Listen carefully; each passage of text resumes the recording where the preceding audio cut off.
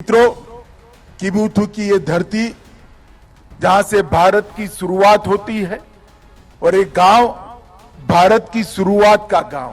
पहले राष्ट्रपति द्रौपदी मुर्मू का चीन सीमा के पास सुखोई 30 MKI उड़ाना और अब गृह मंत्री का चीन सीमा के पास जाकर चीन की तरफ दूरबीन से देखना, यकीन मानिए ये कोई इत्तेफाक नहीं है, बल्कि ये भारत सरकार की एक सोची समझी रणनीति है जिसमें वो मैसेज छुपा है जो अब तक चीन समझ चुका है और ये बात चीन को बहुत चुभ रही है।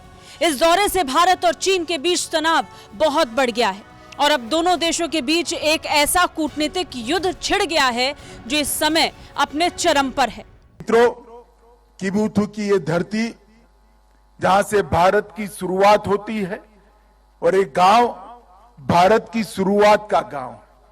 प्रधानमंत्री जी ने पूरी बात को अलग तरीके से सम्मान के साथ रखा है।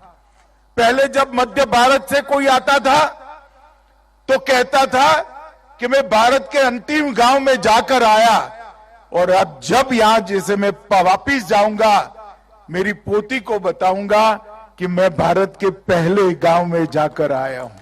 पहली बात, गृह मंत्री अमित शाह ने चीन का नाम लिए बिना यह कहा कि आज अरुणाचल प्रदेश में कोई सुई की नोक जितनी जमीन भी भारत से नहीं छीन सकता है। और अपने भाषण में गृह मंत्री शाह ने बता दिया कि भारत की सीमा कहां से शुरू होती है। दूसरी बात, उन्होंने ये भी कहा कि अरुणाचल प्रदेश के लोग एक दूसरे का अभिवादन भी जय हिंद से करते हैं और यहाँ के लोग सच्चे देशभक्त हैं, जिनकी वजह से 1962 के युद्ध में चीन को अरुणाचल प्रदेश से वापस जाना पड़ा था। अमित शाह 2 दिन के लिए अरुणाचल प्रदेश के दौरे पर गए तो वो उस गांव में भी पहुंचे जहां जाना चीन को गवारा नहीं है। वो गांव है किबुथु। ये गांव LAC से सिर्फ 2.5 किलोमीटर की दूरी पर है और बड़ी बात ये कि चीन इस पूरे इलाके को अपना बताता है।